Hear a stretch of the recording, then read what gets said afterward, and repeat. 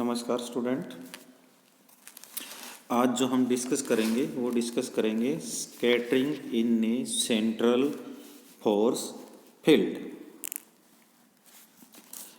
सबसे पहले हमें इसमें को डिस्कस करने के लिए हमें जो है सेंट्रल फोर्सेस का पता होना चाहिए, तब हम आप लोग इस टॉपिक को स्टडी कर सकते हैं। सेंट्रल फोर्स जो हम पीछे डिस्कस भी किया था हमने, सेंट्रीपिटल फोर्स जो है, सेंट्रीफ्यूगल फोर्स है, इस टाइप के जितने भी फोर्सेज होते हैं उन फोर्सेज को हम सेंट्रल फोर्स में कंसीडर करते हैं।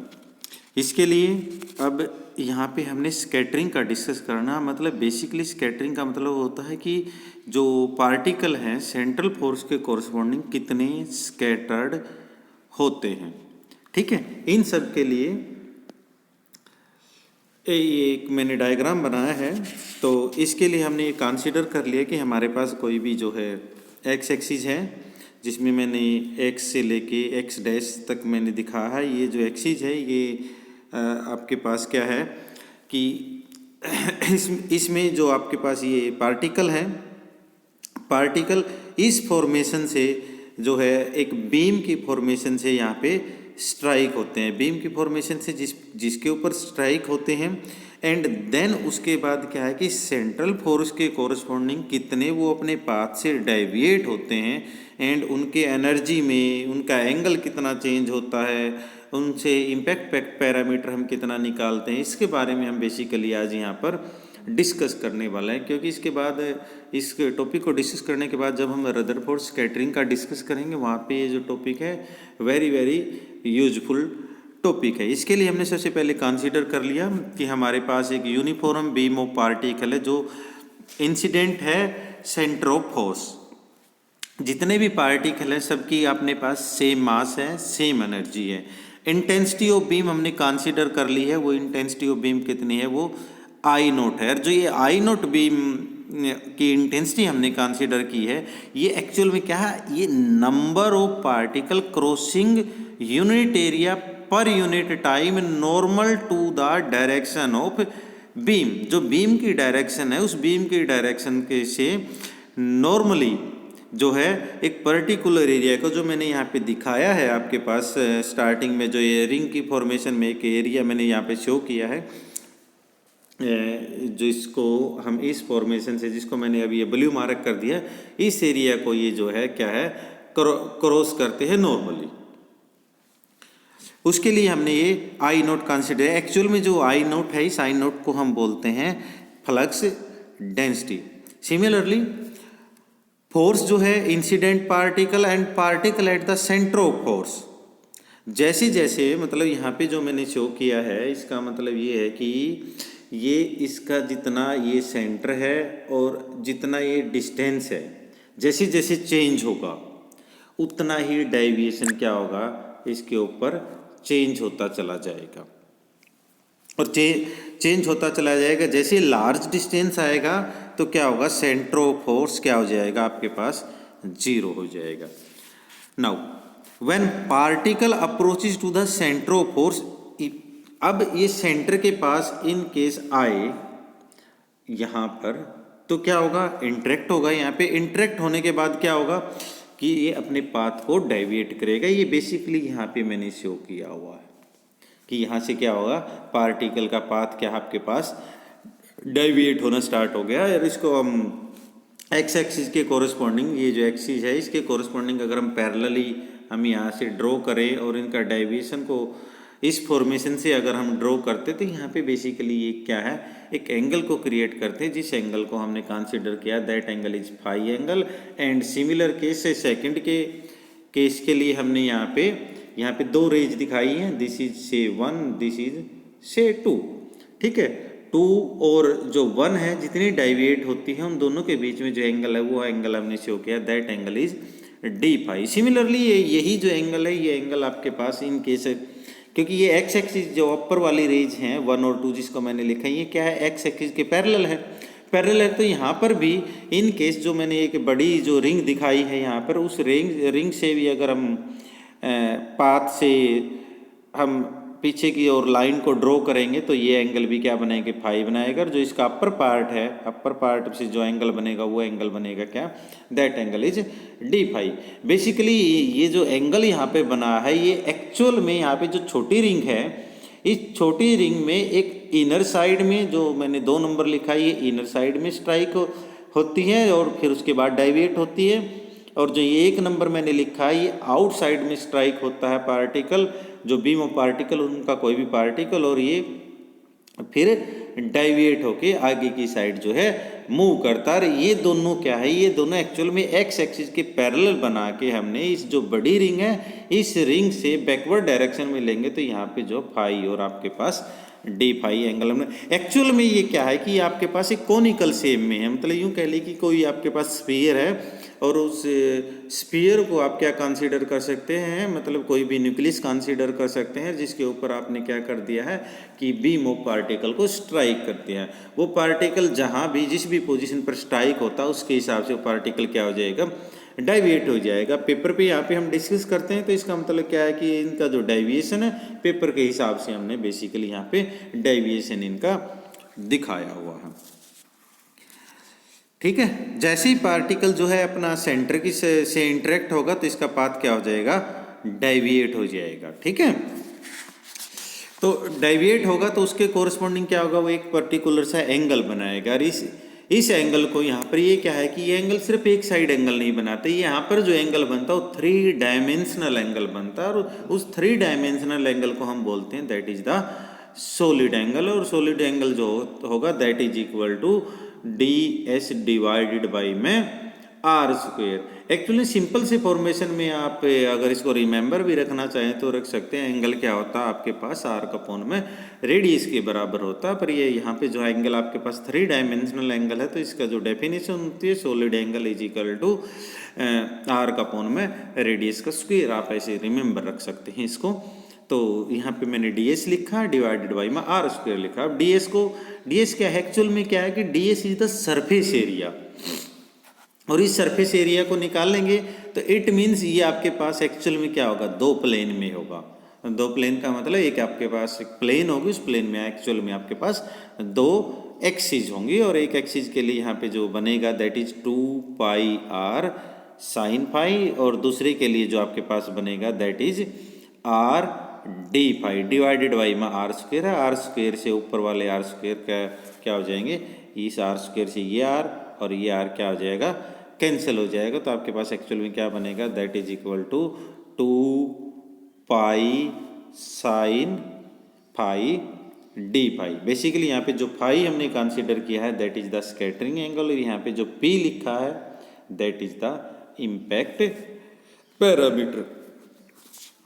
नाउ अब जैसे ही पास करेंगे centre of force, as the particle goes away the force acting on it will decrease and falling at a large distance the force will become zero। ये मैंने पहले भी आपको बताया कि जैसे जैसे मतलब डिस्टेंस जो है बढ़ता चला जाएगा, डिस्टेंस एक्चुअल में ये पी जो मैंने बताया है जिसको हम इम्पैक्ट पैरामीटर बोल रहे हैं, ये चेंज होगा, ये मतलब इंक्रीज होता चला जाएगा। उसके कोरस्पॉन्डिंग क्या होगा, जैसे मैंने डाउनवर्ड डायरेक्शन में ये डिस्टेंस इंक्रीज करके दिखाया, इनको मैंने डाइवेट नहीं किया है। ये क्या है कि जैसे जैसे डिस्टेंस चेंज हो जाएगा एक्स एक्सिस के कोरस्पॉन्डिंग, ये क्या हो जाएगा स्ट्रेट लाइन की फॉर्मेशन में क्या हो जाएगा, मूव होना स्टार्ट हो जाएगा। नाउ स्कैटरिंग क्रॉस सेक्शन को अगर हमने निकालना है तो इसके लिए सबसे पहले हमने पार्टिकल का फ्लक्स कंसीडर किया है, that flux is known as I nought. ठीक है, सिमिलर केस जो स्कैटरिंग सेंटर है जहाँ पर प्रेजेंट है उस एरिया को हमने कंसीडर कर लिया, that angle that is the D sigma जो perpendicular to the path of beam है, सच दैट एक्चुअल में जो यहाँ पर ये दिखाया गया है आपके पास, ये क्या है, ये जो आपको रिंग फॉर्मेशन में दिखा रही है, ये एक्चुअल में जैसे ये मान के चलो कि एक स्फीयर है, स्फीयर के ऊपर आप फेंक रहे हो और उसकी जो है 2 डायमेंशन स्ट्रक्चर बनाई है आपने, तो उस फॉर्मेशन से आपके पास विजिबल है। ये एक्चुअल में क्या है कि ये एक्चुअल में 3 डायमेंशनल स्ट्रक्चर है। तो जैसे ही इस पर्टिकुलर एरिया जिसको हमने डी सिग्मा कहा है यहाँ पे स्ट्राइक करेंगे तो पार्टिकल क्या होंगे, स्कैटर्ड होंगे तो यहाँ पे क्या बनाएंगे, सॉलिड एंगल, जिसको मैं समझा सकूँ, जिसको हमने क्या लिखा, डी सिग्मा लिखा है। नाउ तो कितने पार्टिकल स्कैटर्ड होंगे इस डी सिग्मा एंगल से, उसके लिए है that is solid angle per second, that is known as I note D sigma. I nought क्या आपके पास फ्लक्स डेंसिटी है और डी सिग्मा आपके पास क्या है, ये एरिया है। इफ हमने कंसीडर कर लिया, ये बेसिकली यहाँ पे मैंने दिखाया हुआ है आपको, this is I note D sigma. Now if consider I omega, ये क्या है, is defined as the number of particle scattered in direction omega per unit solid angle per unit time, then the number of scattered particle in a small solid angle, that is d omega about omega direction। इसी का क्या क्या क्या मतलब है इसका, कि ये है कि आपके पास जो जिसको हम इंटेंसिटी कह रहे हैं, जिसको हमने आई नोट से डिनोट किया है, उसके लिए हमने एक छोटी सी डेफिनेशन कंसीडर कर ली है कि आपके पास जो है आई ओमेगा का मतलब क्या है कि जो स्कैटर्ड होंगे ओमेगा डायरेक्शन में, तो सिमिलर केस उनके लिए जो सॉलिड एंगल बनेगा ओमेगा डायरेक्शन में, that is known as d omega. तो इसका मतलब क्या होगा कि जो सॉलिड एंगल बना था, सॉलिड एंगल पर सेकंड, जिसको हम कह रहे थे I note D sigma, sorry I note D sigma, तो ये किसके इक्वल हो जाएगा, आई ओमेगा डी ओमेगा के बराबर हो जाएगा, जिसको हमने क्या लिखा है, इक्वेशन नंबर 1 हमने लिखा है। ओमेगा की जो टर्म है एक साइड ले जाओ, या यहाँ पे बेसिकली हमने क्या चाहिए, स्कैटरिंग क्रॉस सेक्शन निकालना है, तो scattering cross section that is equal to d sigma divided by में डी ओमेगा, क्योंकि डी ओमेगा की डायरेक्शन में यहाँ पे चेंज होते तो हमने डी ओमेगा को नीचे लिया, तो दूसरी साइड में क्या हो जाएगा, आई ओमेगा डिवाइडेड बाई में आई नोट। आई नोट क्या आपके पास फ्लक्स डेंसिटी, और इसको शॉर्ट टर्म में लिख दिया, दैट इज सिग्मा ओमेगा। इसको क्या कहेंगे हम, called differential scattering cross section. ना अब हमने टोटल क्रॉस सेक्शन निकालना, तो दोनों साइड आपने क्या कर देना है, इंटीग्रेशन ले देना है, और डी ओमेगा की टर्म में चेंज होता है, तो with respect to d omega आपने क्या कर देना, इंटीग्रेशन ले देना। Now scattering angle, scattering angle क्या होगा, the angle between the incident and the scattered direction of the particle. ठीक है, जो मैंने पहले वहाँ पे दिखाया भी है, यहाँ पर दिस इज द क्या है, ये आपके पास स्कैटरिंग एंगल है।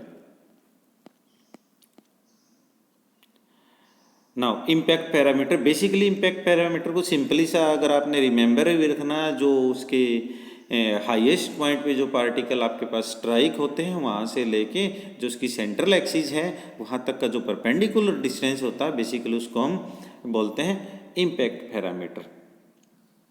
नाउ जो फोर्स, सेंट्रल फोर्स है वो एक्स एक्सिस के अलोंग है, जिसको हमने क्या दिखाया, एक्स डैश से यहाँ पे शो किया है, तो सॉलिड एंगल किसको दिखाया है, डी ओमेगा को दिखाया है। तो ये जो एंगल है, ये एंगल किसके बराबर निकल के आया था, 2 pi sine phi D phi के टर्म में निकल के आया। ये मैंने यहाँ पे समझा भी रखा है, जो वैल्यू होगी d omega is equal to d s divided by में आर स्क्वायर, डी एस की यहाँ पे वैल्यू लिख दी है, r sine phi d theta into r d phi divided by में आर स्क्वेयर।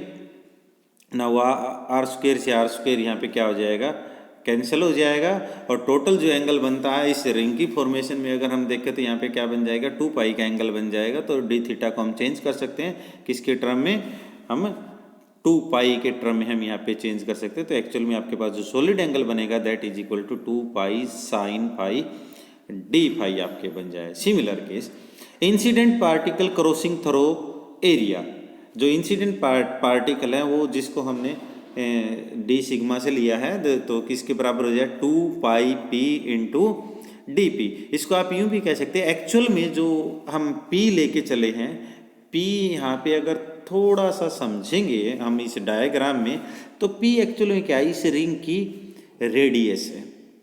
तो इसका टोटल अगर हम सिंपल से केस में सरकमफ्रेंस की बात करें, सरकमफ्रेंस क्या होगी रिंग की, 2 पाई आर होती है, जहाँ पे आर क्या है, रेडियस होती है। अब हमारे पास आर नहीं है, आर नहीं है तो हमारे पास क्या है, क्या हो जाएगा, यहाँ पर आपके पास क्या बन जाएगा, ये आर पी के टर्म में बन जाएगा। ठीक है, और जो रिंग का अपर पार्ट है वो अपर पार्ट की कितना है, डीपी, तो 2 पाई पी इंटू डीपी आप क्या कह सकते हो, इसको लिख सकते हो। नाउ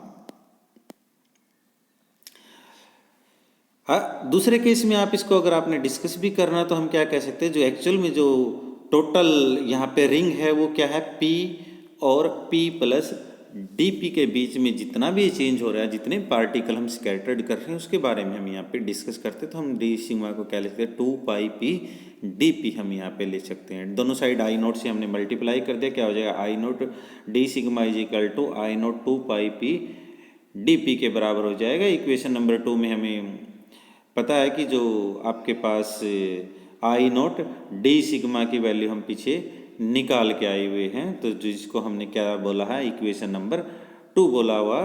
तो आपके पास इन केस आई की जो डायरेक्शन हम लेंगे ओमेगा के टर्म में हम चेंज करेंगे, तो that is equal to I naught sigma D omega, हम इसको लिख देंगे। दोनों साइड डी ओमेगा से मल्टीप्लाई करते हैं तो क्या हो जाएगा, I omega D omega is equal to I naught sigma omega D omega आपके पास यहाँ पे बन जाएगा। तो इनकी जो वैल्यू है सिग्मा ओमेगा डी ओमेगा, यहाँ पे डी ओमेगा क्या था आपके पास, सॉलिड एंगल था, सॉलिड एंगल की वैल्यू क्या थी, 2 pi sine phi D phi, ये हमने यहाँ पे पुट कर दी है। और इसको क्या कर दिया हमने, डिफ्रेंशिएट विद फाई हमने कर दिया। तो similar case differentiate with phi हम करेंगे तो सीधी सी बात है, यहाँ पे इन केस ओमेगा लिखने का मतलब क्या है कि ओमेगा की टर्म में चेंज होता। अब हमें तो क्या चाहिए, एंगल की टर्म में, स्कैटरिंग एंगल की टर्म में चेंज चाहिए, तो हमने क्या कर दिया, फाई के साथ कोरस्पॉन्डिंग किया। तो जो आपके पास D sigma sorry sigma omega है तो आपके किस में हो जाएगा, सिग्मा फाई की टर्म में क्या हो जाएगा, चेंज हो जाएगा। तो इसको हम अगर चेंज करके लिखेंगे तो क्या हो जाएगा, लेफ्ट हैंड साइड क्या बन जाएगी, I naught 2 pi P DP की टर्म में चेंज हो जाए। राइट हैंड साइड में क्या मिलेगा आपको, I naught sigma phi 2 pi sine phi D phi. Negative sign का मतलब क्या है कि बेसिकली जो फ्लक्स है वो आपके पास क्या होगा, रिड्यूस होगा, या दूसरे केस में अगर आप कहें तो हम क्या कह सकते हैं कि negative sign introduce because an increase of p will decrease of, जैसे जैसे क्या है कि पी बढ़ता चला जाएगा वैसे वैसे जो है फाई क्या होगा, घटता चला जाएगा, इसलिए यहाँ पे नेगेटिव साइन को इंट्रोड्यूस हमने कर दिया है। तो अब इन बाकी सारी चीज़ों को, सिग्मा फाई को आपने एक साइड रख लेना है, बाकी सभी को आई नोट से आई नोट कैंसिल होता है, इसको कैंसिल कर दो, 2 पाई से 2 पाई कैंसिल होता है, इसको कैंसिल कर दो। तो एक साइड क्या बन जाएगा, एक साइड बन जाएगा पी डिवाइडेड बाई में साइन फाई इंटू में डी पी बाई में डी फाई, नेगेटिव साइन आपके पास ये ऑलरेडी एज यूजुअल रखना। तो आपके पास जो है सिग्मा की वैल्यू आ जाएगी, किसकी टर्म में वैल्यू आ जाएगी सिग्मा की, ये फाई की टर्म में, जिसको हमने स्कैटरिंग एंगल कंसीडर किया है। तो हमने स्कैटरिंग एंगल की ही वैल्यू निकाल दी, तो आपके पास क्या बन जाएगा, sigma phi is equal to minus p divided by में साइन फाई इंटू में डी पी बाई में d phi. Thank you student, आज के लिए हम इतना ही करेंगे।